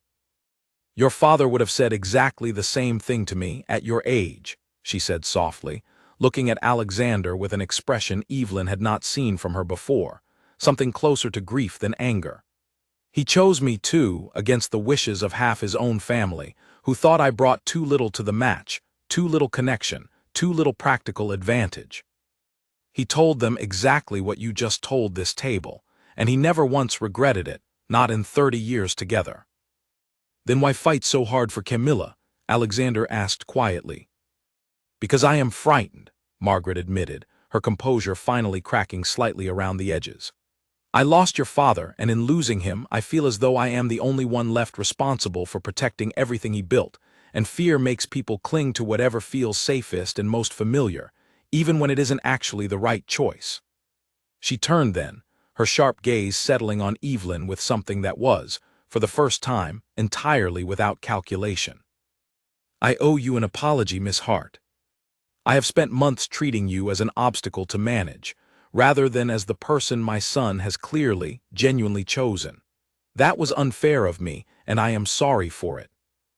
"Thank you," Evelyn said quietly, genuinely moved by the honesty in the older woman's voice. "I understand fear, Your Grace. I've felt plenty of it myself these past months. I don't need you to love me right away. I only ask that you give us the chance to prove over time that this is real." Margaret studied her for a long moment, something in her expression softening further. "I think," she said finally, "you may have already begun to prove that more than you realize." The remainder of the family relatives, sensing the shift in the room, offered quiet, careful congratulations before gradually taking their leave.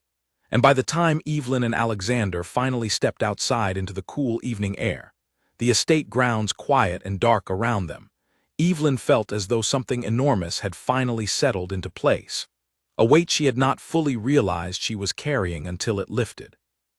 "I meant every word," Alexander said quietly, as they walked slowly together across the moonlit lawn, his hand still holding hers.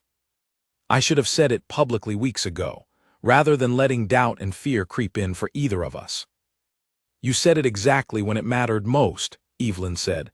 "That's what matters." Alexander stopped walking then, turning to face her fully in the soft moonlight, and reaching into his coat pocket, withdrew a small velvet box, worn slightly with age. "This belonged to my grandmother," he said, opening it to reveal a simple, elegant ring, its stone catching the moonlight in a soft, quiet glow. "My father gave it to my mother the night he chose her over every practical objection his own family raised. I would like very much to give it to you now, not because any scandal requires it, and not because of any statement or headline. Simply because I love you, Evelyn Hart, and I cannot imagine building the rest of my life with anyone else." Evelyn felt tears gathering, warm and unexpected in her eyes as she looked at him, this man who had, in the strangest, most unplanned way imaginable, become the truest, steadiest thing in her entire life. "Yes," she said softly, her voice thick with emotion. "Yes, Alexander, I choose you too, completely and for real this time." He slid the ring gently onto her finger, and when he kissed her beneath the quiet moonlight, it carried none of the frantic uncertainty of that very first kiss beneath the fireworks, months earlier.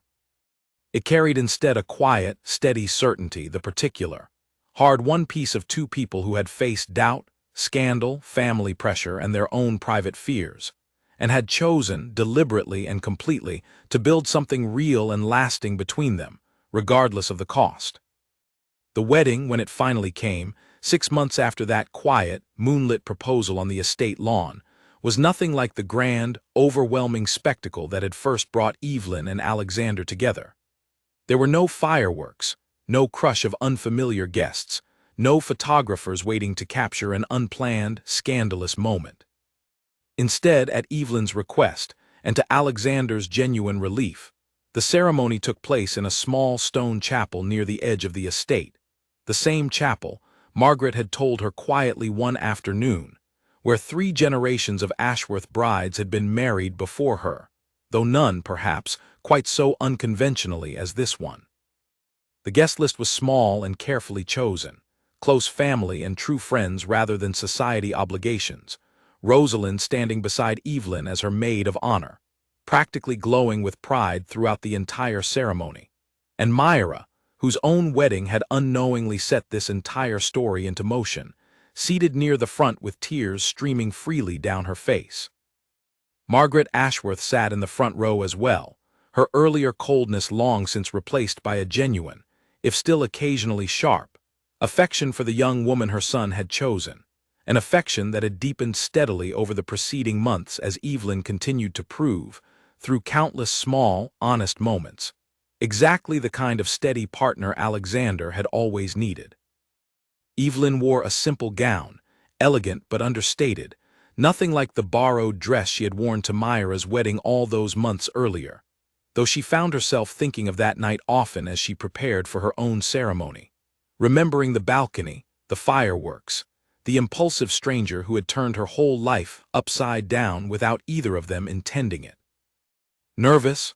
Rosalind asked, adjusting the delicate veil in Evelyn's hair as they waited together in the small anteroom just off the chapel's entrance. "Terrified," Evelyn admitted, laughing softly. "But the good kind, I think, if there is a good kind."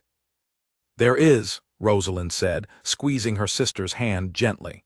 "I've never seen you look at anyone the way you look at him, Evie, not once in all these years. Whatever happened on that ridiculous balcony, I think it might have been the best thing that ever happened to you."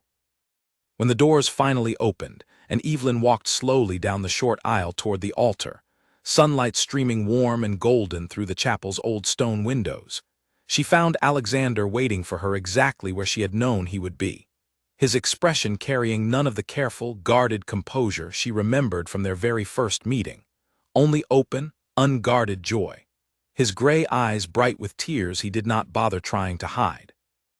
"You came," he murmured softly as she finally reached him, taking her hands gently in his own. "Where else would I be?" Evelyn whispered back, smiling through her own gathering tears. The ceremony itself passed in a warm, golden blur, vows spoken quietly and sincerely, promises exchanged not for the benefit of any headline or public statement, but simply, truly, for each other. When Alexander finally kissed his bride, gentle and certain beneath the chapel's old stone arches, it carried within it every version of their story so far, the frantic uncertainty of that first impulsive kiss beneath the fireworks, the careful, growing trust of quiet dinners and moonlit garden walks, the hard-won courage of choosing honesty over fear and family expectation. All of it gathered now into this single, steady, unhurried moment neither of them had ever truly expected to find. Afterward, the small reception spilled out onto the estate's sunlit lawn, tables set beneath old spreading trees, laughter and quiet conversation carrying warmly through the afternoon air, entirely unlike the grand, glittering formality of the wedding where it had all begun. At one point during the celebration, Alexander pulled Evelyn gently aside, leading her a short distance from the gathered guests toward a quiet corner of the garden. "I want to show you something," he said, echoing with a small smile the words he had spoken to her the night he had first taken her to the small roadside diner months earlier. He led her to a small, newly planted rose bush near the edge of the garden, its first delicate blooms just beginning to open in soft shades of gold and cream. "I had this planted the week after our engagement," he explained. "It's the same variety my father planted for my mother the year they married. I thought, given everything that started on a balcony with fireworks and a complete accident, it seemed right to have something here that grows slowly, deliberately, the way our real story actually did." Evelyn touched one of the delicate golden petals gently, feeling a warmth in her chest that had nothing to do with the afternoon sun. "It's beautiful," she said softly. "Thank you for choosing something quiet after everything so loud." "Thank you," Alexander said, drawing her close, "for staying even when the noise nearly convinced you to leave." They stood together for a long moment in the quiet corner of the garden, the sounds of their small, joyful celebration carrying softly from a distance, and Evelyn found herself thinking, not for the first time, of the strange, impossible chain of small moments that had led her here. A stolen breath of air on a crowded balcony, an impulsive kiss beneath fireworks neither of them had planned, a photograph taken from below that had upended both their lives, and through all of it somehow, against every reasonable expectation, something real and lasting had grown. "I love you," she said simply, looking up at him in the warm golden afternoon light. "I love you too," Alexander said, "more than I ever imagined I could love anyone, and I have that balcony, and your name, and every stubborn, honest word you've said to me since to thank for it." Behind them, the small gathering of family and true friends continued their celebration beneath the old spreading trees, and above them, the golden roses continued their slow, quiet bloom, a small living reminder that the truest, most lasting things rarely announce themselves with fireworks at all. Sometimes, they simply begin with two strangers, an honest conversation, and the quiet, patient courage to choose each other, again and again, long after the noise of the world has finally settled into silence. 3 years later, the palace held another wedding, this time for a young cousin of the royal family Evelyn and Alexander had come to know well through their own years of quiet, steady marriage. As their car pulled through the same iron gates Evelyn remembered from that very first overwhelming night, she felt a strange, warm nostalgia settle over her, entirely different from the anxious dread she had carried the first time she had walked through these grounds as a nervous, uncertain guest with nothing but a borrowed dress, and no idea what the evening would bring. "Feels different this time," Alexander said, glancing at her with a knowing smile as the car came to a stop near the grand front steps. "Everything feels different," Evelyn agreed, smoothing down the front of her own gown, tailored now rather than borrowed, though she found herself smiling at the memory regardless. "Though I imagine the fireworks will look exactly the same." Inside, the ballroom glittered just as magnificently as Evelyn remembered, crowded with familiar faces now rather than overwhelming strangers, old friends and family greeting her warmly as she and Alexander made their way through the room. Rosalind was there, seated near the front with her own husband, waving enthusiastically the moment she spotted them. Myra, glowing with the particular happiness of expecting her second child, embraced Evelyn tightly, laughing about how strange it felt to be back in this exact ballroom after everything that had happened since her own wedding years earlier. "Do you remember," Myra said, still holding Evelyn's hands, "how you disappeared out onto that balcony because the room felt too loud? I always wondered what would have happened if you just stayed inside and danced with my cousins instead."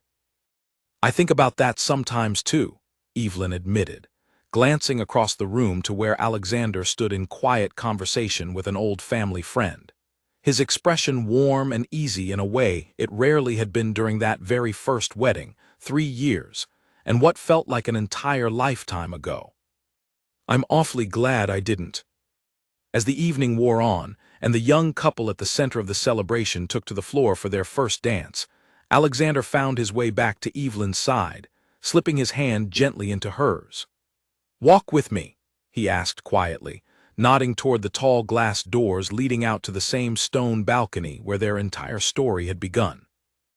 Evelyn followed him out into the cool evening air, the noise of the ballroom fading gently behind them as the doors closed, leaving them alone beneath a sky just beginning to darken toward the deep, velvet blue of early evening.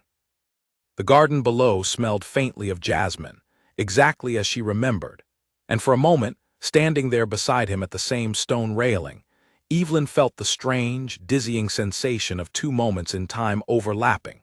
The frightened, uncertain young woman she had been 3 years earlier standing invisibly beside the woman she had since become. "I've thought about this balcony more than I probably should admit," Alexander said, leaning against the railing beside her, looking out over the darkening garden. "I've relived that night in my head more times than I could count these past 3 years, wondering what on earth possessed me to do something so completely out of character, kissing a stranger I'd known for 2 minutes, in front of a garden full of guests." "What do you think it was?"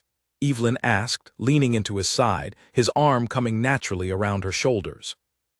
"Honestly," Alexander said, "I think some quiet, exhausted part of me simply recognized something true the moment I saw you, long before my mind had caught up enough to understand it properly.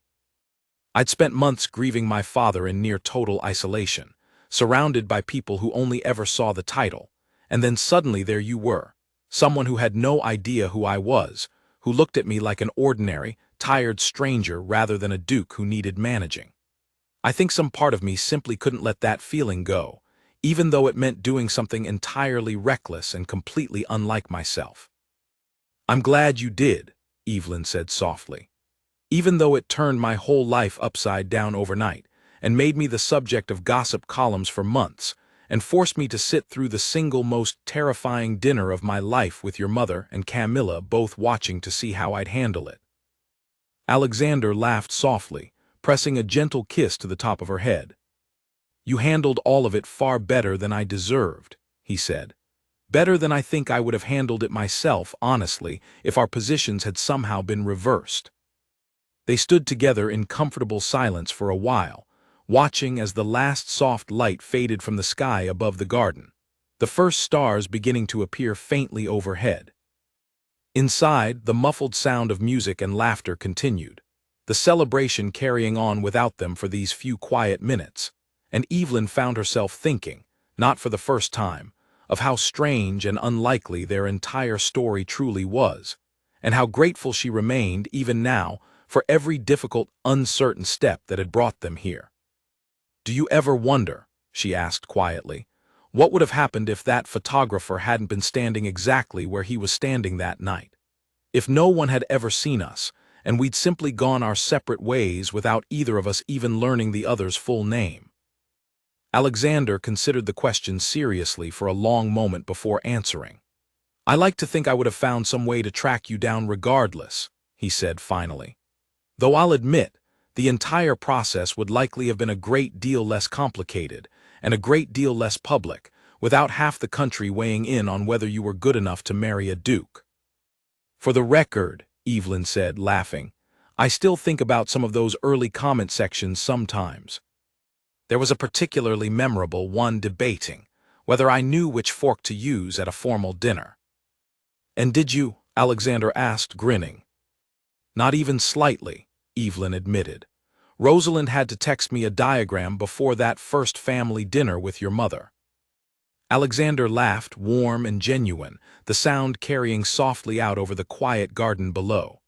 "Well," he said, "for what it's worth, I never once noticed which fork you used.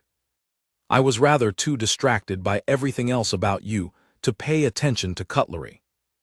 Evelyn smiled up at him, feeling the same warm, steady certainty she had felt on their wedding day, deepened now by 3 full years of quiet, ordinary happiness woven between the occasional grand, glittering event.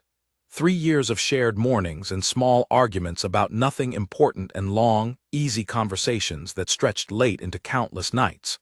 3 years of building, patiently and deliberately, exactly the kind of honest, lasting partnership neither of them had quite dared to imagine finding on that very first chaotic night. "I love you," she said simply, the words carrying all the quiet weight of everything they had built together since that first impulsive, unplanned kiss. "I love you too," Alexander said, drawing her close beneath the darkening sky, "more with every single year if that's even possible."